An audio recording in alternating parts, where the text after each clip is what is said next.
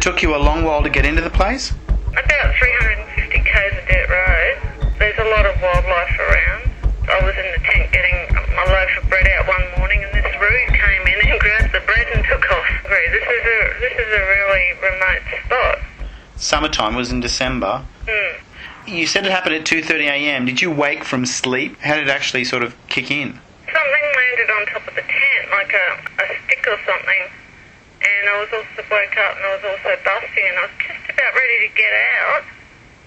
You know, right at the entrance, there's these things jumping around, and it was pretty scary. Outside the tent? I mean, you could see it from inside. They were outside, or your tent fly was open and you could see them? It was zipped up. It was sloping down, and there was a couple of trees around, but they were in the open area about no more than 30 metres away from me.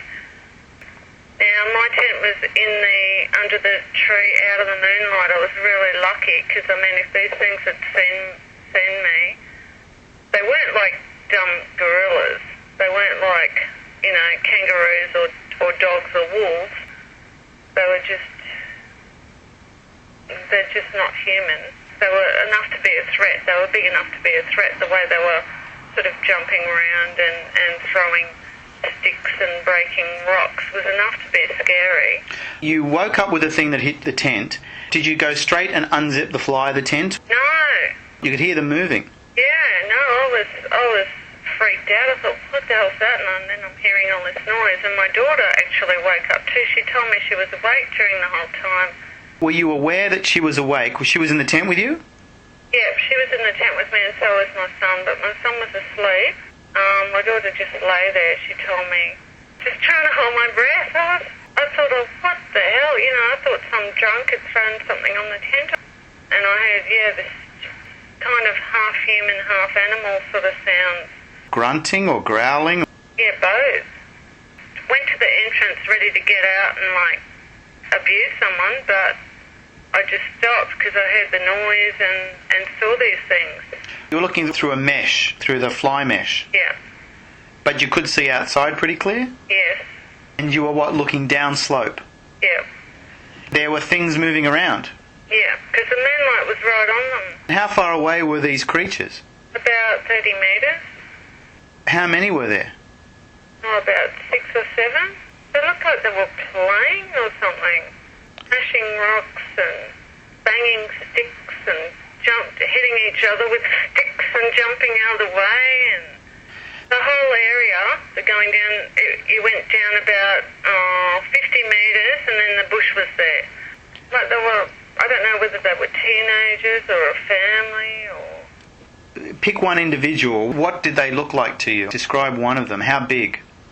I'm about 177. But they weren't over 6 foot. They weren't massive like these things you read about. They were like average-sized humans. There was about 3 big ones and 2 smaller ones. The big ones bigger than you? They were about my height, but they were kind of hunched over a bit. You know, like someone that has an old person that has a bit of a hunch. Were they moving around on 2 legs or rolling or on the ground? 2 legs, rolling, jumping. Their legs sort of seemed to be a bit bowed. Their arms were definitely longer than ours. They were kind of down near their knees. Did you see any sort of hair, or were there any hair there? Yeah, they were quite hairy. Was that short hair or long hair? Longish hair. Smooth like a bear or wild? It was definitely straight hair, but it was long, like maybe 10, 15 centimetres long all over their body, except there was some facial thing, but fortunately they weren't looking right at the tent, so I was seeing the side of them and the backs of them. I just think that they'd stop and smell, and I thought, if they sense me, then I'm, History. Exactly. Did you see a colour of the fur? Browny red. It wasn't a black, browny kind of red colour. Were they all the same colour and same kind of hair, or were there any differences? No, they were all the same. They were sort of playing around, like there was a group of them around, and the sticks and the rocks were they were moving out of the way. They were sort of standing, looking away from the tent.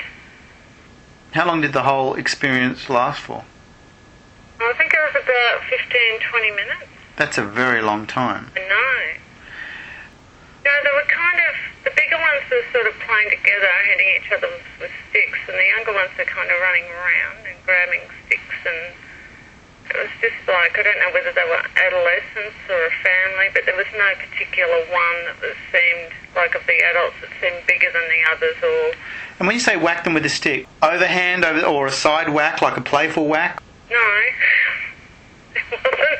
It's like someone that wants to attack someone with a piece of wood over the back or over the head, or... You mean that was solid whacks? It was solid whacks, breaking the sticks in half. And I mean, these were big sticks from gum trees and things. Did it seem like a violent attack or a playful thing? Playful. They're just very, very, very strong. So you said they were whacking each other with sticks. What else were they doing? Throwing rocks, trying to break them. Throwing rocks at each other or at something else? The rocks were getting thrown on the ground, but the sticks were getting hit on each other. Were they sort of making any sounds while they were doing this? Yes, quite a lot. Like grunting and growling and a bit like hoo hoo hoo sort of stuff. So I don't know if they were partying or hanging out or doing some sort of ritual, or because they were like pretty violent and there was no screams of pain. Now, was this all in a pretty concentrated small area that this was going on? No, they were in like 10 metres of each other most of the time. Like they didn't spread out, they were a group. They stuck together. What was your thoughts going through your mind? What the hell?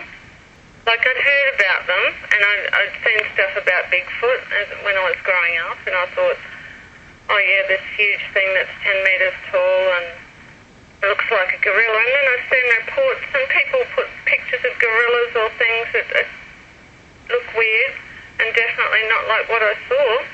This didn't look like a gorilla to you? No. A bit like Cro-Magnon man with a bit more hair. Did they all look kind of similar? Yeah, definitely. Okay, they're playing around. How did that incident end? Sort of sniffed.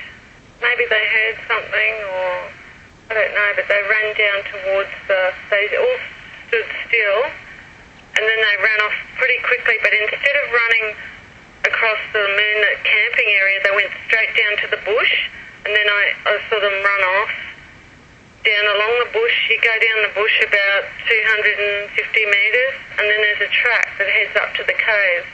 You go to the right. So they went straight. They must have heard something. They went straight into the shadows at the back, along the tree line, and then down the track. They didn't hurt me, thank goodness. They didn't hurt the children. Terrified. Were they throwing the rocks at each other or on the ground? They were throwing the rocks on the ground. When they did that, they just were standing there, not moving, and they just throw the rock on the ground?